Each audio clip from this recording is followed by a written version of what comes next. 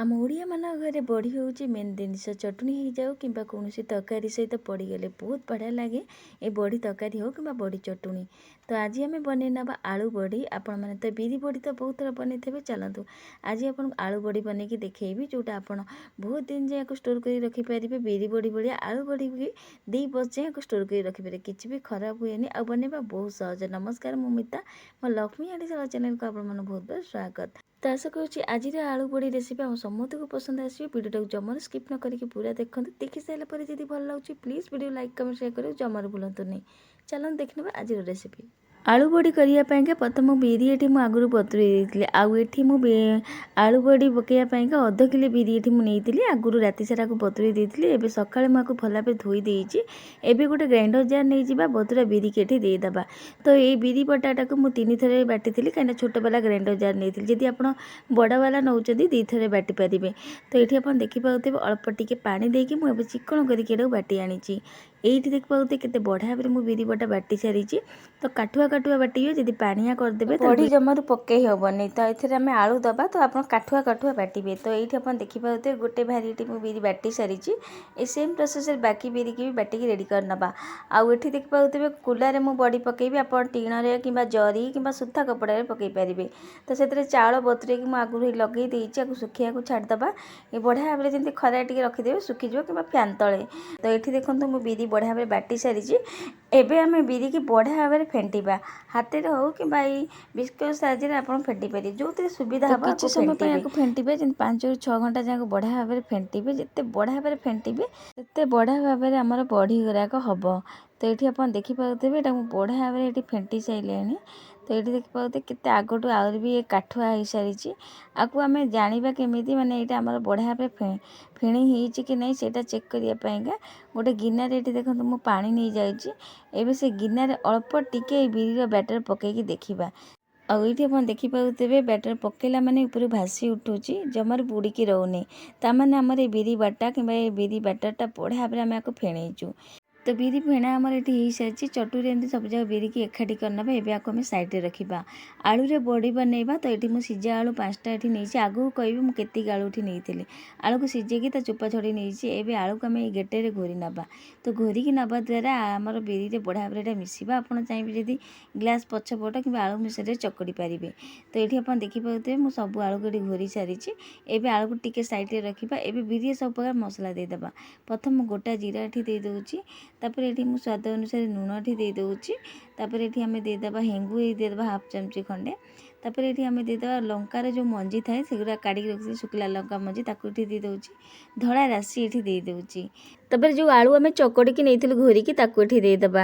Totally ଏଠି ମୁଁ 1/2 kilo ବିରି ପାଇଁକା କିଲେ ଆଳୁ ନେଇଥିଲି। ଅଧା ଆଳୁକୁ ଏଠି ମୁଁ ଘୋରିକି ନେଇଥିଲି, ପୁଣି ଥରେ ଆଉ ଏକ୍ସଟ୍ରା ଆଳୁ ପୁଣି ଥରେ ଘୋରିକି ନେଇଥିଲି। ଟୋଟାଲି କିଲେ ଆଳୁ ଏଠି ମୁଁ ନେଇଥିଲି। ଯଦି ଆପଣ 250 ବିରି ନେଉଛନ୍ତି ତାହେଲେ ଏଠି 1/2 କିଲୋ ଆଳୁ ନେବେ। ତ ଆଳୁ ମସଲା ଆଉ ସବୁ ଦେଇକି ଭଲ ଭାବରେ ଆଉ ଟିକେ ଫେଣ୍ଟି ନେବା। ଯେତେ ବଢ଼ିଆ ଭାବରେ ଫେଣ୍ଟିବେ ବଡ଼ି ଆମର ସେତେ ହାଲକା ହେବ। ତ ବଢ଼ିଆ ଭାବରେ ଆକୁ ମୁଁ ଫେଣ୍ଟି ସାରିଛି ଆଳୁ ଆଉ ସବୁ ପ୍ରକାର ମସଲା ଦେଇକି। ଏଇଠି ଆମର ବଡ଼ି ପକାଇବାକୁ ବିରି ବାଟାଟା ରେଡ଼ି ହେଇସାରିଛି। ତ ପକାଇବା ପାଇଁକା ଆପଣଙ୍କୁ ହାତରେ ବି ପକାଇ ପାରିବେ, କିନ୍ତୁ ମୁଁ ଆଜି ଆପଣଙ୍କୁ ଜରିରେ ପକାଇକି ଦେଖେଇବି। ଯେଉଁ କ୍ଷୀର ଜରି ହେଉ କିମ୍ବା ଆପଣ ଚେନି ଜରି, ଡାଲି ଜରିରେ ଏଇଭଳି ପକାଇ ପାରିବେ। ଜରିରେ ପକାଇବା ଦ୍ୱାରା ଏକ୍ସଟ୍ରା ଅଧିକା ବଡ଼ି ଆପଣ ଏକାବେଳେ ପକାଇ ପାରିବେ। ଆଉ ବାର ବାର ଯେଉଁ ହାତ ଓଦା ହେବାର ଅଛି ସେ ହେବାକୁ ପଡ଼ିବନି, କାହିଁକିନା ହାତ ଯଦି ଆମେ ଓଦା ହେଉ ବାର ବାର ବଡ଼ି ଗୁଡ଼ାକ ପାଣିଆ ହେଇଯାଏ, ଆମର ମାନେ ଚିପଟା ଚିପଟା ହେଇଯାଏ। ଏମିତି ଆପଣଙ୍କୁ ସୁବିଧା ହେବ ଆଉ ଏକାବେଳେ ଅଧିକା ବଡ଼ି ପକାଇ ପାରିବେ।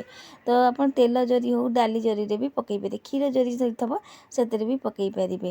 ଆଉ ଏଠି ଦେଖନ୍ତୁ ମୁଁ ସବୁଯାକ ଏଇଠି ଅଧା ଏଠି ମୁଁ ଏଇ ବ୍ୟାଟରଟାକୁ ଏଇ ଜରିରେ ପୁରେଇ ଦେଇଛି।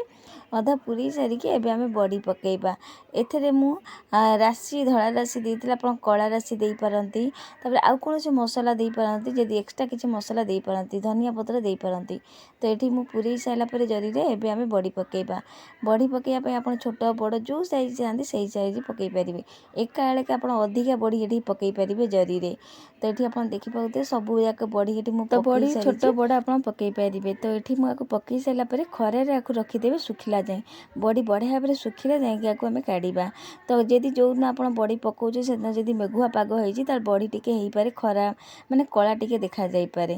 ତ ଏଠି ମୁଁ ଖରାରେ ଆକୁ ମୁଁ ରଖିଦେଉଛି ବଢ଼ିଆ ଭାବରେ ଶୁଖିବା ପାଇଁକା।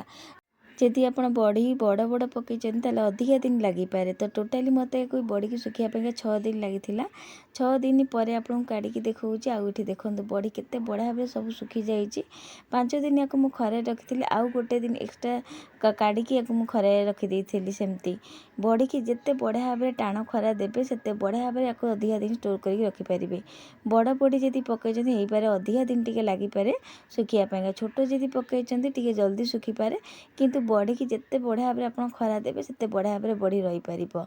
आउे आप देखिपे केते बढ़िया भाव बड़ी गुरा सुखी आउ केते सुंदर भी देखा जाउछि देखिपे। आ बड़ी की देखिपे भांगा द्वारा केते बढ़िया भाव भांगी जाउछि। एथरे आमे जो सेदुआ देइतुल धड़ा देखा जाउछि चाउल बाटी मु कुलार पकईथि से यहाँ धड़ा अंश देखा एमती कुलार चाउल बाटी दबा द्वारा बड़ी आराम से सुखिकी बाहर जाए। तो मु कुलार नहीं पकई आपड़ जदि टीण पकाउछन्ति ताले सेतरे भी एमती चाउल को बाटिकी पकईदेवे जहाँद्वारा बड़ी जो आप सुखी सारे बाहर जीव। जरी रे पकईले किंतु सेमती बाहर जीव तेल कि किसी मारिया पड़ेनि आपे आपे बाहर जाए। तो ये आप देखिपे बड़ी की गोटे डबारे पूरे नौ जार कि ये प्लास्टिक डबारे पूरेकी बड़ी की आराम से आपको रखिपारे कि मझे मझे टी खरा देवे जहाँद्वारा बड़ी आउर भी अधिका दिन जाए आपको रखिपारे। बिरी बड़ी तो आप बहुत थर खाइथे कि आलूर बड़ी बनईकी देखिए बहुत बढ़िया लगे। ये बड़ी की आप बहुत दिन जाए स्टोर कर रखिपारे 2 वर्ष जाए आपको रखिपारे किसी भी खराब हुए नहीं आलू बड़ी। तो गोटे थर निश्चिंत बनईकी देखूँ ये आलू बड़ी की आप कौन तरकारी चटुणी सबुथ ये खाईपारे निहाती थे बनातु केमती लगे आपण मानकर अनुभव निश्चिंत शेयर करेंगे। मु पुणी थे आ गोटे नुआ रेसिपी नहीं आसबि। आज रोची जय जगन्नाथ।